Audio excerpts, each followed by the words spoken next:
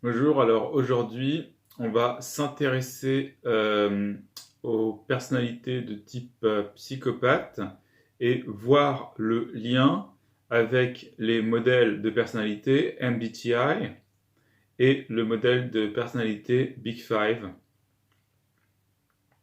Donc, le modèle de personnalité MBTI, il est assez connu. C'est océan, ouverture, conscienciosité, extraversion, agréabilité, névrotisme. Donc on va voir qu'il y a assez peu de lien avec ce qui est ouverture, mais il y a un lien avec les autres lettres et avec les autres domaines du Big Five. Donc dans la psychopathie, il y a une échelle qui a été faite par R en 20 questions. Ces 20 questions vont se répartir en 4 facettes qui elles-mêmes sont regroupées en 2 facteurs. Donc il y a la psychopathie 1 et la psychopathie 2. Chaque facteur 1 et 2 se divise en 2 facettes. Donc d'abord, il y a le facteur interpersonnel et affectif qui correspond à la psychopathie 1 et la facette 1 indique des soucis avec le comportement interpersonnel. Donc ça, c'est toujours la psychopathie facteur 1. Donc loquacité et charme superficiel. Ça va être l'extraversion. Et dans l'extraversion, ça va être les deux aspects, l'enthousiasme et l'aspect d'assertivité. Surestimation de soi, extraversion, assertivité. Tendance au mensonge pathologique. Ça, c'est un problème avec l'agréabilité et notamment un problème avec l'aspect politesse. Duperie, manipulation. Problème avec l'agréabilité et notamment avec l'aspect politesse. Ensuite, deuxième facette, les troubles affectifs. Absence de remords ou de culpabilité. Affect superficiel. Insensibilité, manque d'empathie. Donc là, on va avoir quelqu'un qui est très bas en agréabilité et quelqu'un qui est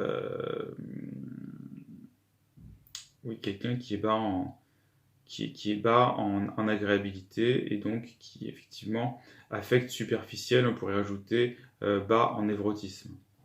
Et incapacité d'assumer la responsabilité de ses faits et gestes, assez bas en conscienciosité et notamment en industriosité. Ensuite, la facette 3, donc là on entre dans le facteur 2. Facteur 2, donc là c'est tout ce qui est lié à l'impulsivité, au comportement asocial. Donc la facette 3, c'est tout ce qui est impulsivité.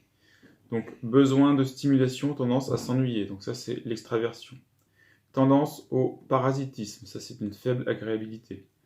Incapacité à planifier à long terme de façon réaliste, faible conscienciosité et faible industriosité en particulier. Impulsivité, irresponsabilité, donc là on est dans une faible conscienciosité également, et le névrotisme. Enfin, facette 4. Facette 4, c'est tout ce qui est plutôt antisocial. Apparition précoce de problèmes de comportement. Apparition précoce de problèmes de comportement, ça, c'est une faible conscienciosité avec des problèmes d'agréabilité. Délinquance juvénile. Violation des conditions de libération conditionnelle. Diversité des types de délits commis par le sujet. Ça aussi, faible conscienciosité et faible conscienciosité et faible agréabilité. Et enfin, hors facette, promiscuité sexuelle et nombreuses cohabitations de courte durée. Ça va être lié à de l'extraversion et de la faible conscienciosité. Donc en somme, qu'est-ce qu'on voit? Eh bien, on voit un profil plutôt extraverti, plutôt désagréable, ambigu au niveau du névrotisme selon le facteur 1 et le facteur 2, peu consciencieux. Et on voit que l'ouverture, ça pose assez peu de problèmes. Donc ce qui se passe, c'est que extraverti, ça va être en MBTI, ça va être des E.